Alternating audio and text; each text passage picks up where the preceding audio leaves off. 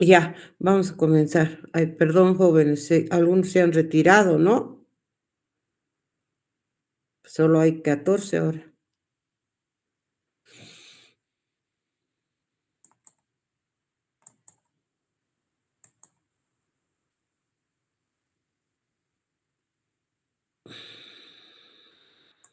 Bueno, eh, no sé qué problemas ha habido del router finalmente. ¿Me escuchan? Sí, Buenos días, doctora. doctora. Ya. Eh, la práctica de ahora era estimación de la digestibilidad de proteínas. ¿A qué se refiere con esto? ¿Se acuerdan ustedes que cuando vimos la clase de cómputo aminoácidico y hablamos de calidad, habíamos dicho de que hay que tomar en cuenta el punto número uno era cantidad de proteína que proporcionaba un alimento o una mezcla de alimentos, ¿no es cierto? Y eso solamente se hace cuantificando por el método de Keldar. El segundo era la composición aminoácidica, que justamente de eso se trataba el tema número 5, que a partir del cómputo aminoácidico, llamado también índice químico, podíamos ver si una proteína era completa o incompleta en función de la cantidad de los aminoácidos esenciales que tenía ese alimento y lo comparamos con el requerimiento según un grupo etario. ¿Sí? ¿Están de acuerdo? Jóvenes, Sí, doctora. ¿no? Sí, doctora. Y el tercer punto sería justamente la digestibilidad, ¿no? Son los tres factores que se toman en cuenta. Generalmente la digestibilidad es difícil de cuantificarla. Los métodos más, digamos, utilizados para averiguar la digestibilidad de un alimento es in vivo, quiere decir en animales. Generalmente se usan ratas o en un laboratorio más grandes monos, que son los más próximos al hombre, pero cada día es menos el uso de los animales para pruebas de laboratorio y se están cambiando por métodos enzimáticos, ¿no? Los métodos enzimáticos son bastante buenos, claro, nunca mejor que los in vivo, es decir, con animales, ¿no? O con el hombre mismo, pero por cuestiones, digamos, legales o de respeto a los animales, es que se están siendo reemplazados por los métodos enzimáticos, que el problema que tienen es que son caros, porque las enzimas son carísimas, ¿no? Hace muchos años hice una tesis justamente para medir el grado de digestibilidad utilizando enzimas. Algunas lograron que nos donen, pero otras tuvimos que comprar y yo recuerdo que era 0,5 gramos y costaba en ese entonces 2.500 bolivianos, para que tengan una idea de lo que cuesta una enzima, ¿no? Fue un trabajo muy bonito, pero la chica se portó desleal con nosotros porque en realidad fuimos dos personas las que asesoramos a la tesis, la doctora de Bioquímica 1, Fátima Funes, y mi persona. Y costó mucho hacer esa tesis porque tuvo que dormir la chica 2 días en mi laboratorio. Le enseñamos porque ella no tenía idea de cómo manejar sustancias buffer para controlar y se quedó así porque tenía que estar a baño en temperatura controlada, las enzimas, etcétera, etcétera. ¿Y por qué digo se portó mal? Porque después de que le dimos mucho tiempo, mucha dedicación a ambas personas, tanto mi persona como la doctora Fátima, cuando ella salió se sacó buena nota y yo la idea la preparé para su exposición todo, creo que fue 100 o 98, algo así, no recuerdo bien. Pero después de un tiempo nos enteramos de que ella había publicado, ella sola, el trabajo, cuando ese trabajo casi lo hicimos más nosotras que ella misma, porque desconocía del tema y manejo de enzimas, ¿no? Y nos dio patatús a las dos por la deslealtad de la señorita de publicar en Revista Cielo y en otra más, como si ella solo hubiera hecho el trabajo, se olvidó de nosotros. Y eso les cuento, chicos, porque nunca debe pasar. En realidad no porque nosotros necesitamos publicaciones, ¿no? Yo no necesito ya más currículum, soy titular en las 2 facultades, en las materias que doy, ya estoy a punto más bien de retirarme, no necesito, pero es la ética, son los valores que uno debe tener y no perderlos nunca, ¿no? Más en esa situación donde el trabajo fue un trabajo difícil y casi lo hicimos las 2 más que ella misma, porque no tenía.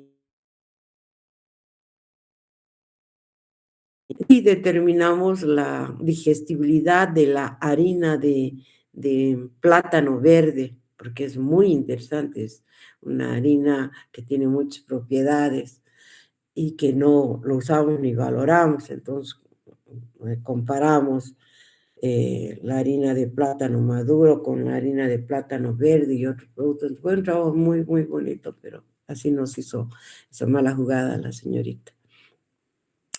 Entonces, en la realización también hicimos una parte en otro trabajo, ese fue personal, de ver la digestibilidad de unas mezclas de harinas en el único bioterio que tiene la Universidad Mayor de San Simón, que está en biología. La docente es una bióloga, la directora hace más de 50 años, creo, del bioterio. No sé ahora cómo estará, en qué estado, hace mucho tiempo que no me acerco. Cada día estaban reduciendo sus ratitas porque uno hay que hacer cola para hacer algún trabajo allá porque no es muy grande el bioterio y se utilizan para los trabajos de digestibilidad mínimo unas 3 o 5 camadas de, creo que son 10 ratitas cada una, que tienen que tener una determinada edad y un determinado peso. Y allí a las ratitas se alimenta con el alimento que estamos testando y se utilizan 2 grupos como testigo y se les da leche en polvo. Y además se utilizan unas bolsas especiales colectoras de orina y colectoras de heces. Y tanto del alimento como de las orinas y las heces se hacen determinación de proteínas, que más abajo van a ver unas fórmulas y justamente esa es la forma de recolectar. Es un trabajo muy detalloso, menos mal que ellas se encargan de hacer, ¿no? Porque yo no, soy media reacia a las ratitas, pero dura un tiempo y es caro porque, bueno, al final las ratitas son algunas sacrificadas, ¿no? Entonces, esos son los métodos in vivo que hasta ahora, si ustedes tienen oportunidad y si tenemos tiempo, podemos ir a ver el bioterio de la Facultad de Biología. No sé si lo siguen manteniendo y podía pedir, porque es mi amiga, la doctora Miriam Vargas, es la licenciada, la que maneja eso hace muchísimos años, ¿no? Como es tan difícil hacer las pruebas en vivo, entonces hay algunas, nosotros vamos a hacer por cálculo utilizando una tabla de digestibilidad, pero de todas maneras es bueno que sepan cómo se hace, ¿no? Se pueden hacer en ratas dándoles de comer y, como les decía, recolectando sus heces, ¿no? La digestibilidad es la mayor parte de las proteínas es elevada, dice. Generalmente su grado de digestibilidad, bueno, aquí es un promedio, ¿no? Porque puede ir desde 60 a un 100%, como es, por ejemplo, en el huevo o la leche, ¿no? Pero las proteínas, en función de su contenido de fibra que tengan, porque no estamos hablando de proteína sola, ¿no? Sino del entramado de los otros nutrientes que están presentes en ese alimento, va a disminuir su digestibilidad, ¿no? La digestibilidad o biodisponibilidad en las proteínas depende a su vez de las perturbaciones provenientes de compuestos asociados con el alimento, es lo que acabo de decir, y de su capacidad de digestión y asimilación, ¿no? Eso es, sobre todo, está basado en la cantidad de fibra que tenga ese alimento. Recientemente, dice, ha sido propuesta una evaluación de la calidad de proteínas vegetales basadas en el índice químico, que es el cómputo aminoácido que ustedes han hecho en la práctica número 5, y corregido por su digestibilidad, ¿no? ¿Cómo sería eso? Esto ya saben ustedes, aquí está con el nombre de índice químico, saben que es cómputo aminoácido, que es el aminoácido, ¿no? Estudiado sobre ese mismo aminoácido, pero de referencia para un grupo etario determinado. Y la digestibilidad sería igual al nitrógeno absorbido por 100 sobre el nitrógeno ingerido. El absorbido es el que pasa el tubo digestivo y va a ser utilizado, y el ingerido el que comemos. Nosotros, por ejemplo, si tuviéramos un poroto, cuando comemos estamos ingiriendo una cierta cantidad de proteína, pero no ingerimos una cierta cantidad de proteína de ese poroto que estamos comiendo, pero no toda esa proteína va a ser absorbida. Parte de esa proteína, por el contenido de fibra que tiene el mismo poroto, va a ser eliminado, ¿no? Entonces hay métodos para medir esto, que los mejores serían los in vivo, ¿no? Las proteínas, por otro lado, las proteínas de origen animal son altamente digestibles, y las proteínas de origen vegetal tienen menor grado de digestibilidad. Ya les he dicho, porque está en función del contenido de fibra que tiene, ¿no? Y ese contenido de fibra lo que hace es aumentar la excreción de nitrógeno junto con las heces, ¿no? Y por consiguiente reduce la digestibilidad aparente. Hay el índice químico corregido por la digestibilidad, que generalmente es lo que ahora se usa más. Índice químico es lo que han aprendido a hacer en la práctica número 5, y eso se multiplica por la digestibilidad, y ese sería índice corregido por la digestibilidad, ¿no? Ya les había dicho que los mejores estudios de digestibilidad, que generalmente están relacionados con el valor biológico de una proteína, que sería el porcentaje de proteína absorbida y que es retenida por el cuerpo, se realiza en los animales que son más fáciles de utilizar, que serían las ratitas o también el hombre, ¿no? Al que se le somete a un tiempo determinado a la ingesta de esa proteína que tenemos que testar, y luego haríamos igual que en las ratas, la recolección de las orinas y de las heces, para luego aplicar a esta fórmula, que sería valor biológico, bueno, de todo, ya sea de la orina, de las heces, del alimento. Lo que se hace es medir el contenido de nitrógeno por el método de Kendall, ¿no? Se hace Kendall y se mide la cantidad de nitrógeno ingerido en ese alimento menos el nitrógeno que se pierde por la orina y las heces, que es a través del método de Kendall, ya les he dicho, multiplicado por 100, dividido entre la ingesta de nitrógeno menos el nitrógeno que se pierde por las heces. Esto de aquí arriba se representa el nitrógeno retenido, y en la cantidad de nitrógeno absorbido por 100.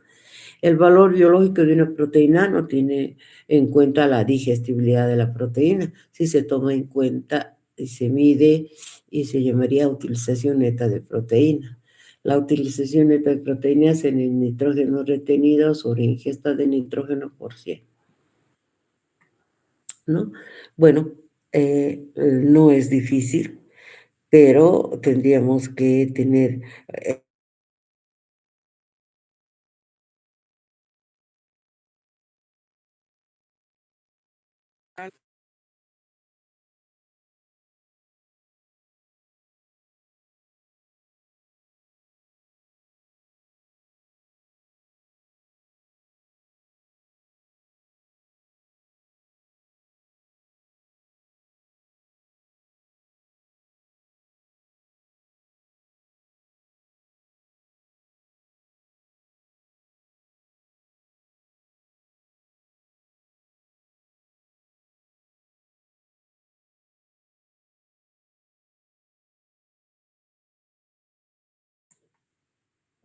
chicas, Sí, doctora. ¿no se ha escuchado nada de lo que he explicado? Al último, doctora, se acaba de cortar recién su pantalla. Ah, la macana, pero después han escuchado todo lo que he hablado. Sí, doctora. Ay, porque no sé por qué diablos estaba mi micrófono apagado. Bueno, voy a pensar que de verdad han escuchado. Habían aumentado unos 2 más. Bueno, les decía que teniendo los valores de nitrógeno retenido, ingesta de nitrógeno o nitrógeno absorbido, que, eh, que se hace a través de la determinación de nitrógeno en los alimentos, en la orina y en las heces, y utilizando las fórmulas podemos conocer el valor biológico, ya sea en ratas o en el propio humano, ¿no? Este es un cuadrito que compara los datos obtenidos a través de esas fórmulas y Doctora, disculpe, ¿está sí, compartiendo pantalla? ah, mm, sí, yo creo. No sé, voy a revisar. Creo que no, lo he cortado. Perdón, jóvenes. Ay, todo me está pasando hoy día, no sé qué pasa.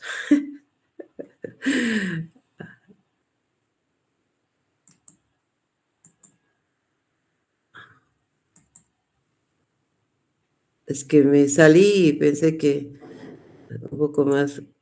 Ahora sí, ven la pantalla, ¿no? Sí, doctora.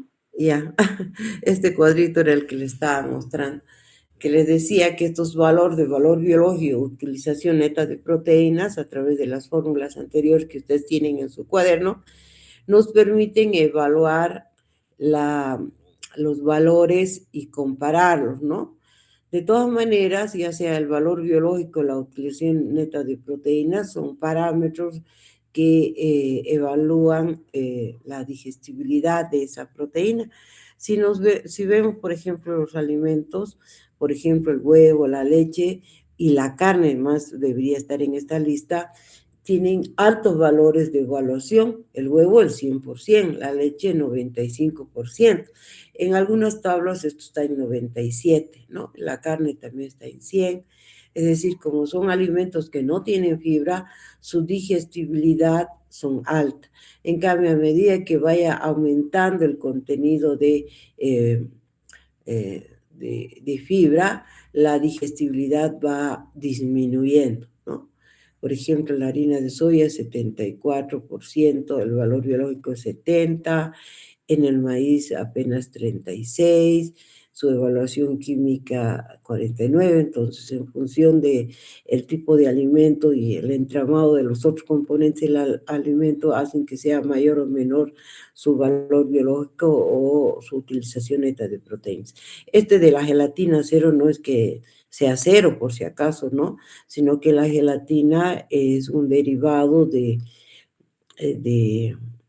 de patas, ¿no? Y no tiene datos, nada más.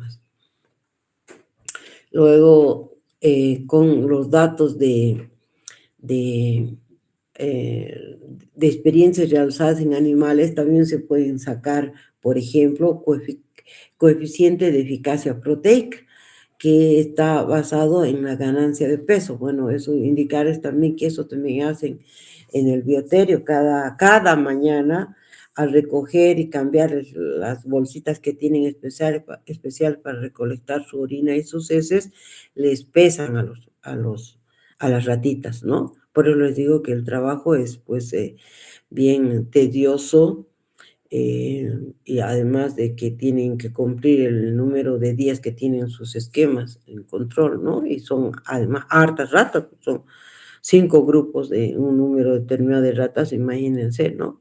Pero tienen muchas ayudantes ahí sobre el total de proteína ingerida, ¿no? Entonces, el crecimiento y la fijación de proteína no corresponden siempre, dice. Además, también influye el gusto de la ración y por lo tanto la ingestión de proteínas, ¿no?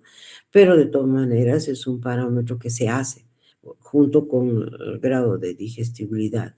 Y bueno, aquí hay otras fórmulas que teniendo esos datos como ganancia de peso, más pérdidas por ración sin proteínas, proteína ingerida, pueden sacar el CPN o el CPN relativo y demás, ¿no?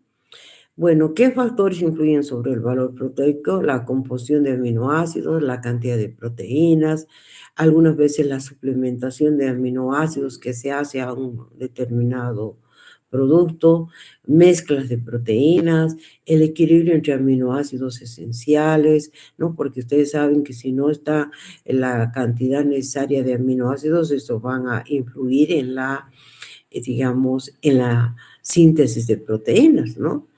Tasa de aminoácidos esenciales, la conservación y tratamiento tecnológico que se hace al producto, ¿no? Todos estos factores se toman en cuenta cuando se lanzan suplementos nutricionales en base a proteínas, ¿no?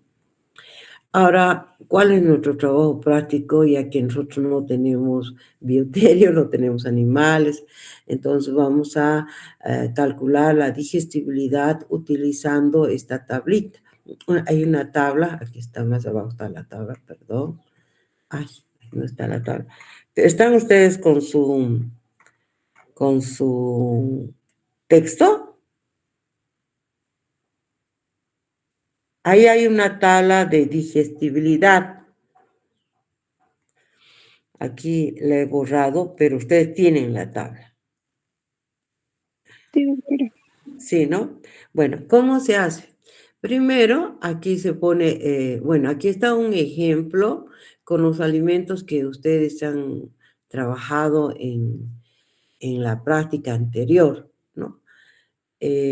Pero no es necesario, podía ser cualquier alimento, pero hay que tomar en cuenta, por ejemplo, si ustedes van a hacer el cuadrito que les pide, que es calcular la digestibilidad, no va a ser de su dieta, va a ser de una receta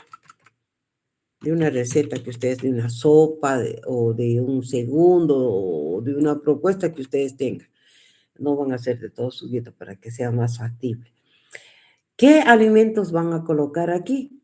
Ustedes van a tomar en cuenta todos los alimentos, digamos, de su receta que sean fuente de proteínas. No me van a poner, por ejemplo, bueno, se supone que no, si es, pues quiero calcular la digestibilidad de las proteínas de una sopa, por ejemplo, no se les ocurra poner el agua, no se ocurra poner la zanahoria, la cebolla, el ajo, el perejil, no sé, las verduras. ¿Por qué? Porque todos estos alimentos son pobres en proteínas, entonces no vale la pena hacer ese trabajo.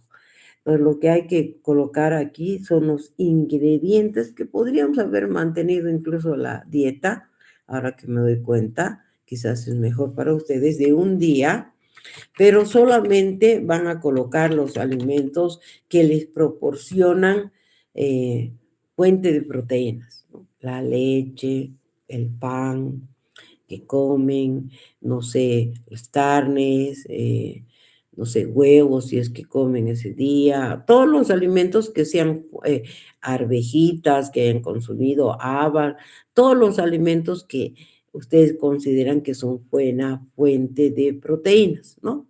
En el ejemplo, por ejemplo, hay arroz y hay haba. Los dos tienen proteínas.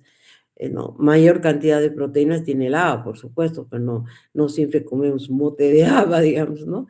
Y las cantidades reales, en este caso, son inventadas, 80 y 40. Una vez que ustedes han puesto los alimentos que son fuente de proteínas y que queremos averiguar la digestibilidad de esas fuentes proteicas en su dieta, anotamos a su lado las cantidades que hemos consumido, digamos, ¿no? Y por otro lado, calculamos con la ayuda de la tabla, así lo hemos hecho también en la práctica anterior, el contenido de proteínas que aportan, digamos, 80 gramos de arroz y en este caso 40 gramos de agua. Creo que nosotros trabajamos con 20, no me acuerdo. Y anota. Pero esto ya saben que utilizando la tabla tenemos estos datos. Los sumamos, perdón. No interesa que aquí sean, no sé, 15, 12 alimentos o sean simplemente unos cuantos, ¿no? Sumamos. Entonces, 8 más 5, 13, con 3 llevo 1, 4 más 4, 8 y 1, 9, ¿no?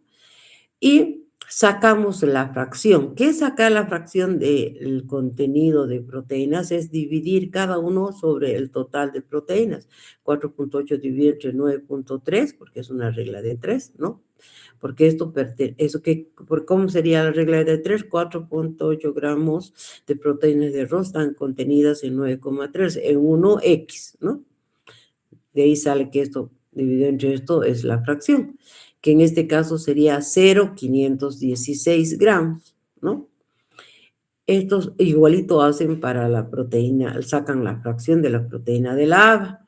Estos valores de 88 y 78 son los que se encuentran en esa tabla, que ahorita yo no la tengo en pantalla. Para los otros grupos voy a buscar esa tablita y la voy a sumar para mostrarles. Entonces, si, por ejemplo, no hubiera en la tabla un determinado alimento, van a buscar el producto que esté en la tabla que sea más cercano.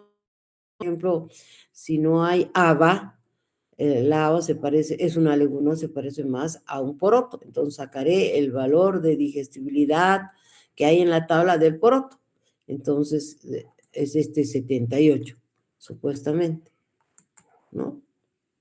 Y 88 es el encontrado también en la tabla, seguramente que hay arroz, ¿no?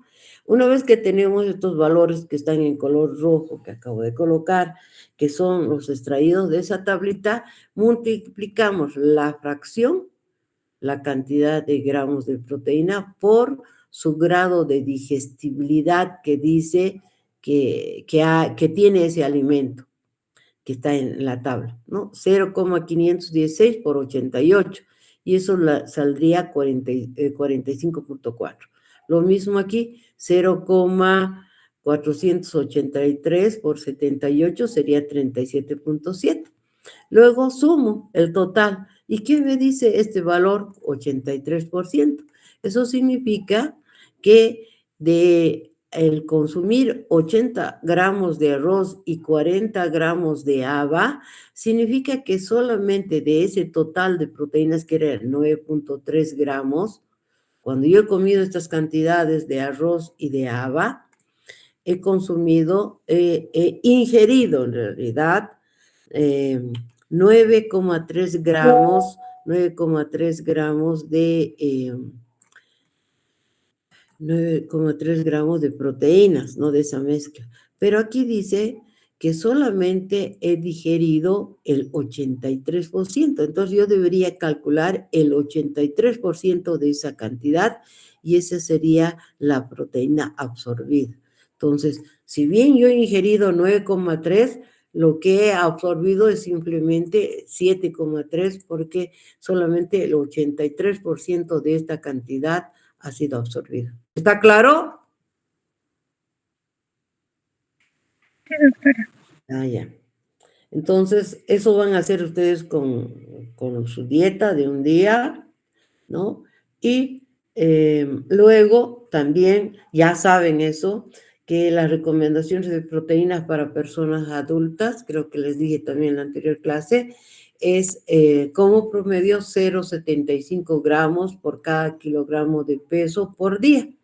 Entonces, si una persona pesara, por ejemplo, 60 kilogramos, ustedes pueden calcular, ¿no? 0,75 es por 1 kilo, por 60 kilos X, ¿no? Entonces resultaría de una regla de 3, que sería el peso por 0,75. ¿Qué quiere decir? Que esta persona tendría que consumir 45 gramos de proteínas por día. Si se dan cuenta, no es grande, porque les he dicho que las proteínas en general solo se deben consumir las que perdemos, porque en general el cuerpo recicla las proteínas. Ustedes van a ver cuando seguramente su docente les explique, ¿no? Entonces, es así como obtenemos el valor de las necesidades de proteínas por día. Sin embargo, este requerimiento es ese siempre y cuando el consumo de las proteínas de esa persona sean de alta calidad biológica, es decir, que tengan un grado de digestibilidad mayor al, algunos dicen 88, digamos que hasta es aceptable hasta un 85 hacia arriba, ¿no? Si su digestibilidad de esas proteínas superan, vamos a poner como tope 85%, no necesito corregir y esto es suficiente. Pero si el consumo de de las proteínas de su dieta son mayormente en base, como es mi caso, que soy vegetariana, que sí consumo leche y huevo, pero no todos los días ni en cantidades muy grandes, ¿no? Entonces, la digestibilidad, digamos, de mi dieta es menor. Entonces, yo me veo obligada a corregir esa mi digestibilidad porque estoy obligada a corregir mi requerimiento diario de proteínas en base al porcentaje de digestibilidad que tiene mi dieta.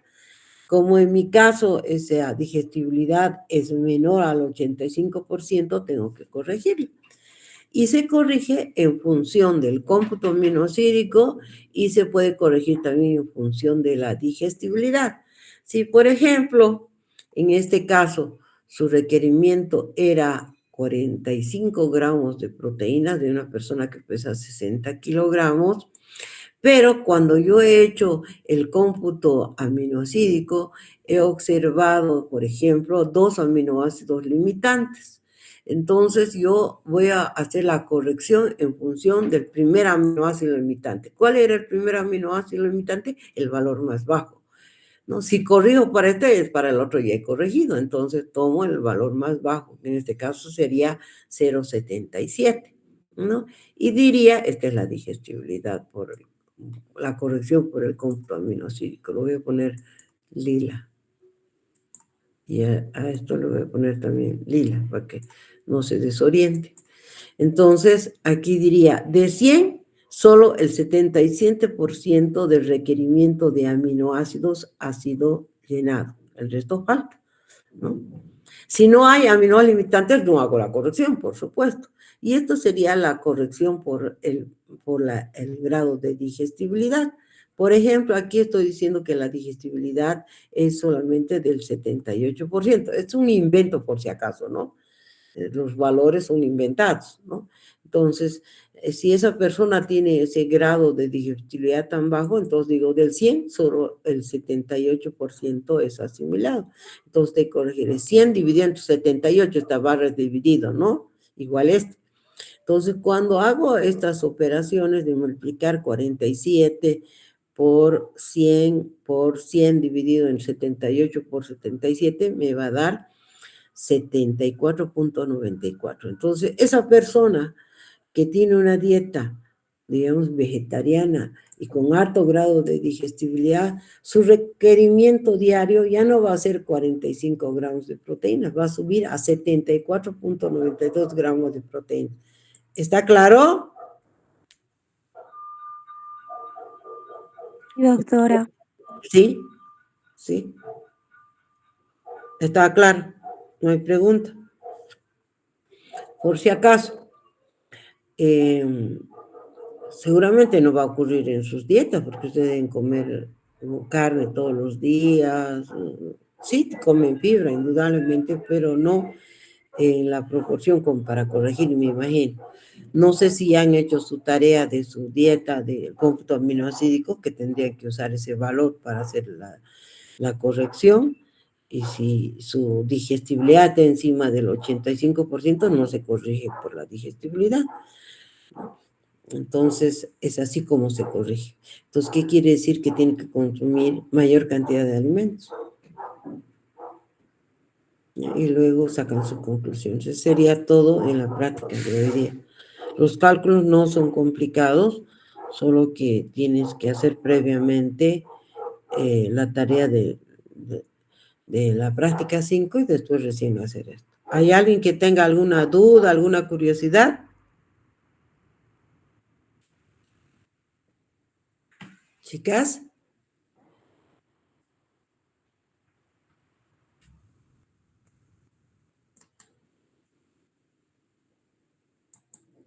Jóvenes. Algunos No, tienen... doctora. Ah, ya. Bueno, agradecerles su paciencia que han tenido conmigo hoy día. No sé qué problemas tenía de sistema, pero no podía ingresar a internet en mi computadora. He tenido que recurrir, menos mal que tenía a mi hijo aquí en la casa y me lo ha arreglado y he podido ingresar a la clase. Les agradezco por su paciencia, chicos. La próxima clase es también de mucho cálculo, así que vamos a hacer la clase presencial. ¿Está bien? Sí, doctora. Bueno, gracias por su atención y nos vemos la próxima clase en la facultad. Hasta luego, jóvenes. Hasta luego, doctora. Hasta luego. Voy a tomar en Hasta cuenta luego, que... doctora. Hasta luego.